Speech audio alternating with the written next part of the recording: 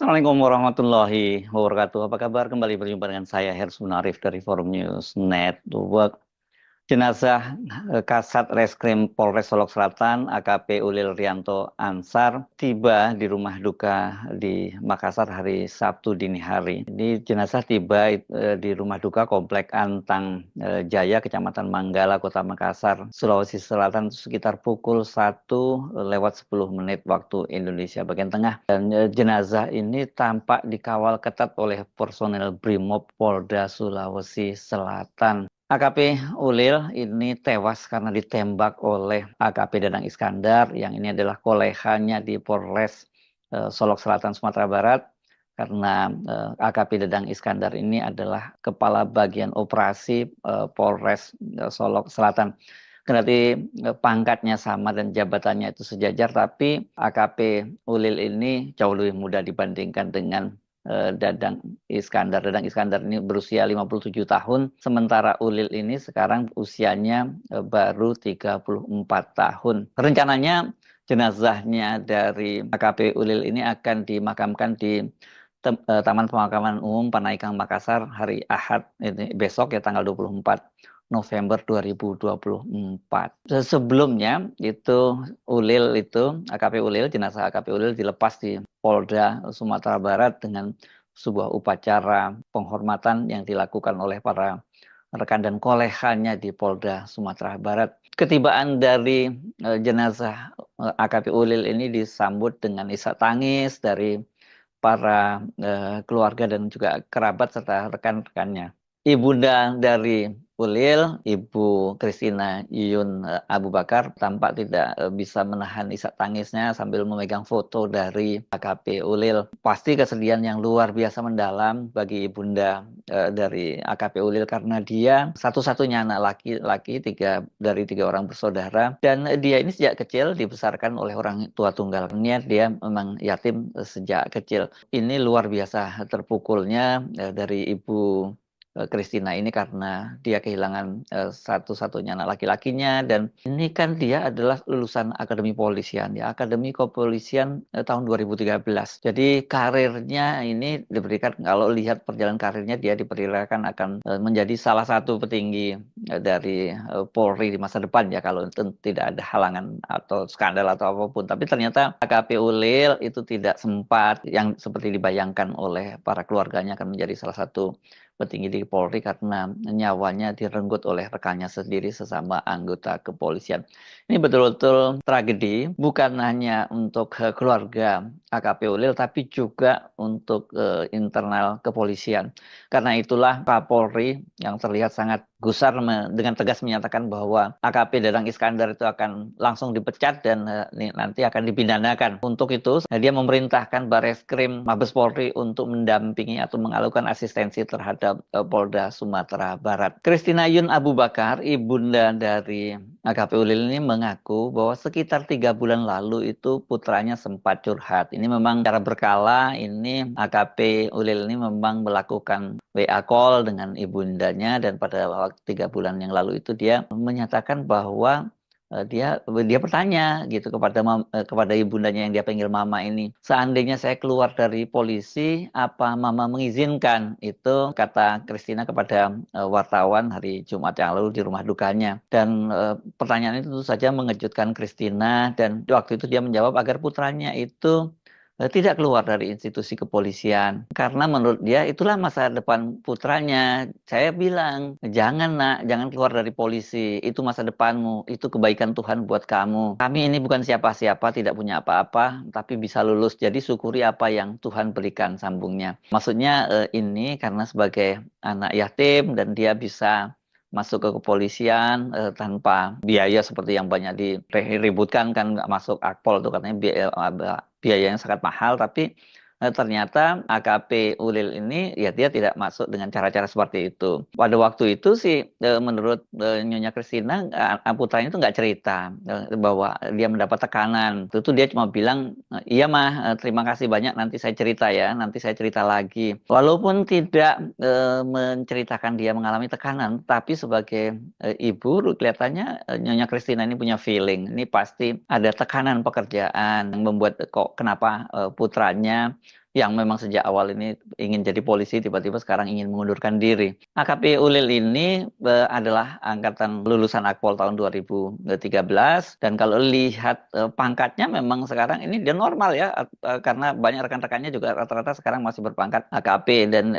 dia ini juga pernah berdinas di Satuan Brimob, ini di Polda Jawa Tengah, dan dia menjadi ketua tim untuk penjinak bom. Karena itu tadi pagi ketika dia tiba di kediaman juga dikawal oleh anggota Brimob dari Polda Sulawesi Selatan. Kasus dari AKP Ulil ini yang ditembak mati dari jarak dekat oleh AKP Dadang Iskandar ini betul-betul memang sangat menghebohkan. Kenapa? Karena belakangan seperti dikatakan oleh Kapolda Sumatera Barat, Irjen Pol Suharyono, ini diduga karena AKP Dadang Iskandar ini dia menjadi backing dari para penambang ilegal atau penambang liar di Solok, Sumatera Barat. Mengapa kemudian dia menembak mati dari jarak dekat AKP Ulil ini? Karena AKP Ulil ini sekarang ini dia sedang menangani kasus penambangan ilegal itu. Dan seperti dikatakan oleh Kapolda Sumatera Barat, ini itu memang instruksi dari Kapolda untuk memberantas penambangan ilegal di Solok Selatan. Dan menurut Kapolda, AKP Ulil ini sudah berapa kali mendapat penghargaan karena dia menjalankan perintah dari Kapolda untuk memberantas penambangan liar di Solok. Penambangan liar di Solok ini memang bukan hal yang baru ya. Ini dikenal sebagai surganya para penambang liar, dan ini bukan hanya terjadi baru-baru ini saja, ini sudah ada sejak zaman Belanda.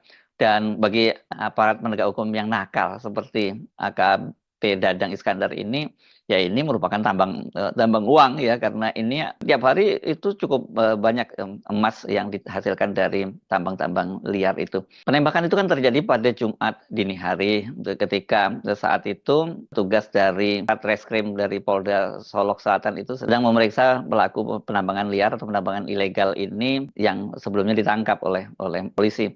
Nah, pada waktu itulah kemudian terdengar tembakan, dan ketika mereka lari berhamburan menuju lokasi tembakan di parkir belakang Polres Solok Selatan itu, mereka melihat tubuh dari AKP Ulil itu sudah tergeletak dengan 2 luka tembakan di kepala. Pada saat itu mereka juga melihat AKP Dadang Iskandar itu meninggalkan lokasi dengan menggunakan mobil dinas.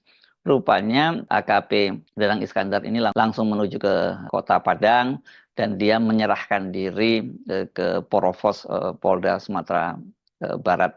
Tetapi yang banyak disoroti oleh para netizen itu karena beredar video pendek yang menunjukkan suasana ketika AKP Dadang itu menyerahkan diri di dalam sebuah ruangan. Ini bisa terlihat seperti ini. Nggak kelihatannya dia santai saja gitu, tidak terlihat ketegangan dari AKP Dadang Iskandar, padahal dia baru saja membunuh seorang perwira polisi lainnya, dan dia juga duduk santai dan tidak diborgol misalnya. Ini yang banyak mendapat sorotan, kok seperti ini perlakuan pada seorang pembunuh sama polisi gitu ya. Ini mengerikan sekali sebenarnya apa yang terjadi karena orang seperti AKP Dadang Iskandar ini sampai bersedia membunuh rekannya sendiri. Bayangkan itu bagaimana dia memperlakukan kepada rakyat sipil ya. Kalau pada rekannya aja dia, karena dianggap menghalang-halangi upaya dia untuk mendapatkan setoran daripada penambang ilegal ini, dia sampai rela menembak mati rekannya. Dan ini pantas kalau kemudian Kapolri tampak sangat marah dan langsung menyatakan akan dipecat